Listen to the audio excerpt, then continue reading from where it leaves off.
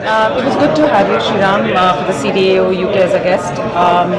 I think today and tomorrow, and yesterday was a focus group, there were very interesting themes that came out.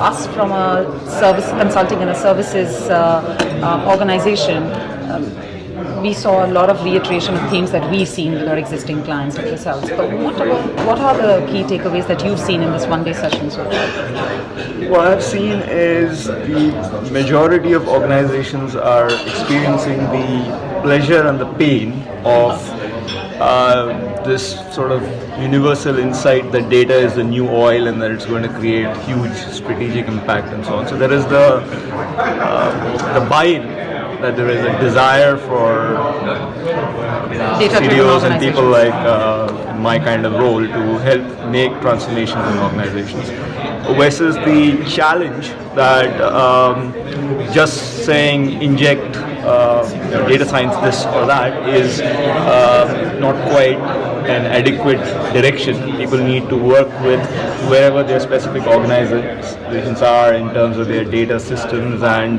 the strategic priorities of the organization, and this whole need to link into the overall objectives of that organization.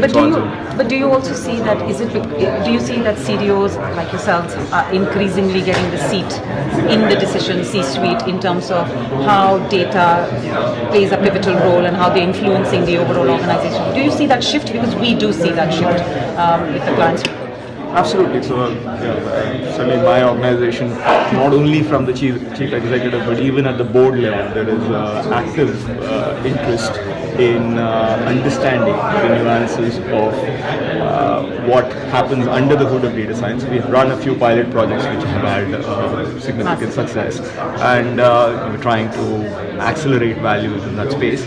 But instead of treating it like a kind of black box, there is in the past you would have had ERPs or e-com or whatever, but as different from those technology cycles, this time around I'm seeing an active desire to understand what's happening underneath and actively participate to make it more successful. So yeah, that's a change. Yeah, we've seen that, interestingly. The second thing that I've seen in this theme is a lot of plethora of product companies. Now, we are flooded with different products. When you look at reg reporting or you're looking at lineage, in the data and analytics space, there are platforms.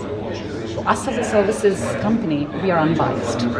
When we work with a client, we actually we fit the technology lens versus the business problem, and then we see which product would fit. How is it working with you in your previous capacity in this organization? How do you select the recipe for the best products that you would implement? So I picked up this role about a year back, and coming in, the steer that I've been using, directional framework, is to not go with products that are based on licenses. I'd rather have a software as a service component, saying this component is playing a specific role, but with the sort of awareness that there might be something around the corner that could do that particular task better going along. So I would not want to buy anything that ties me in for multiple years and so on. And within a year, I have had to replace several components because it is a fast-moving technology space. So yeah, interestingly, you said it's a fast-moving technology space. How do you kind of upkeep your internal skill sets vis-a-vis your partners like ourselves who come into it? Where is the balance? And people talk about creating a center of excellence. Your partner would like us to come in, implement something, and build that in-house knowledge. But where do you see the right balance? Also, we use a mix of internal and external resources. What I am finding is, because technologies are coming at such high speeds, you do not have people with experience and knowledge coming with a few years of hands-on experience, because these products are so new. So nobody has the knowledge and experience. Exactly. But what I'm finding is having people from that broad space, and they're all motivated to learn and so on. So even the in-house team, and as much with partners as well. When I speak with partners and say, do you have people with experience on this product? And they say, hello, this product got launched 3 weeks ago, so how do you have anybody with experience? So it is a collective learning journey and so on. But certainly people people with the right sort of legacy of experience are more able to sort of get to speed quicker. So in the sense, if you know how to drive a car, then you can drive a different model faster. If you know how to fly planes, you can take a new model faster. But if you're going to take a taxi driver and make him a pilot, that's now not going to work. It's that kind of analogy. And my last question was, we had saw some breakaway sessions, advanced analytics. Like we were talking to one of our customers and he's saying they wanted to do everything with sentiment and network analysis, use knowledge graphs, and particularly to a domain. How does it work in your organization? Do you have different analytics?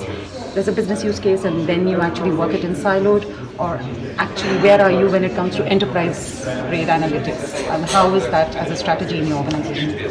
So when problems come to me, they are not neatly categorized into this is an analytics problem, or this is a data science problem, or this is a data engineering problem. All of these teams report into me, but the way I prefer to look at it is saying what is the problem, and then try to figure out what is the answer that is required to solve that problem, and not pick a cool sounding technology or product and try and take an answer and try to search a problem.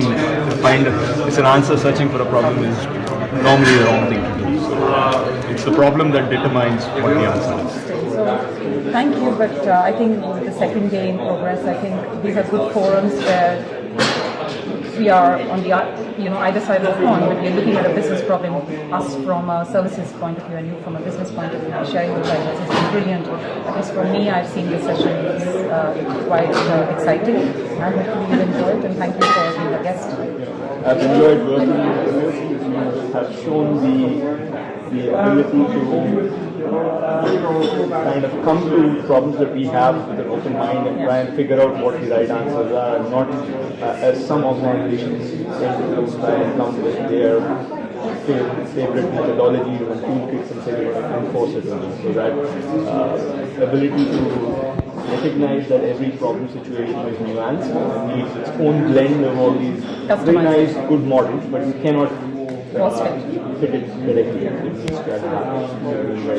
Thank you, that's very encouraging. Thank you very much.